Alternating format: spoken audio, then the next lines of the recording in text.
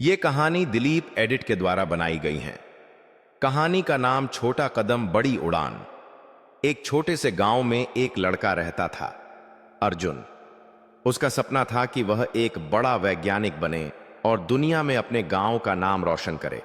लेकिन उसके हालात कुछ और ही कहानी कह रहे थे। उसके पिता एक साधारण किसान थे, घर में आर्थिक तंगी थी और गांव में अच्छी शिक्षा की व्यवस्था नहीं थी। अर्जुन ने अपने सपने को पूरा करने के लिए कड़ी मेहनत की, अपने दोस्तों के साथ मिलकर पढ़ाई करता रहा। गांव में शिक्षा की कमी थी, लेकिन उसने कभी हार नहीं मानी। वह अक्सर रात के अंधेरे में पढ़ता था, जब सारे लोग सो जाते थे। अर्जुन के प्रयासों ने गांव वालों का ध्यान आकर्षित किया। उसने एक विज्ञान प्रोजेक्ट बनाया और उसे सबके सामने पेश किया, जिससे गांव में शिक्षा के प्रति नई उम्मीद जगी। उसने एक प्रसिद्ध वैज्ञानिक को पत्र लिखा, अपनी महत्वाकांक्षाओं के बारे में बताया और मार्गदर्शन मांगा। कुछ समय बाद अर्जुन को उस प्रसिद्ध वैज्ञानिक से एक जवाबी पत्र मिला। उसने जो लिखा था वह अर्जुन के लिए प्रेरित करने वाला था, जिससे उसे अपने सपने की ओर आगे बढ़ने की शक्ति मिली। अब अर्जुन ने अपने छोटे से घर में एक विज्ञान प्रयोगशाला बनाई और अपने प्रयोगों में जुट गया।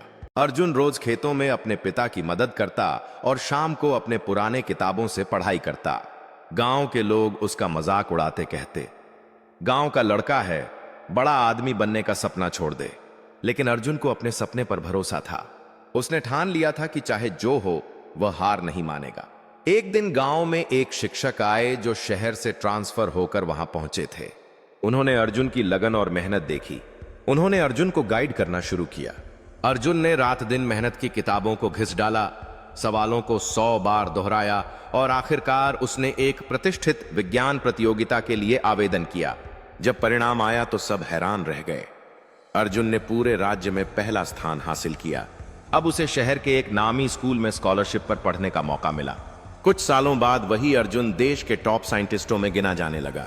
टीवी पर इंटरव्यू में जब उससे पूछा गया, इतनी मुश्किलों में भी आपने हार क्यों नहीं मानी, उसने मुस्कुराकर कहा, क्योंकि मैंने ठान लिया था कि मैं अपने हालात का शिकार नहीं बल्कि अपनी मेहनत का परिणाम बनूंगा।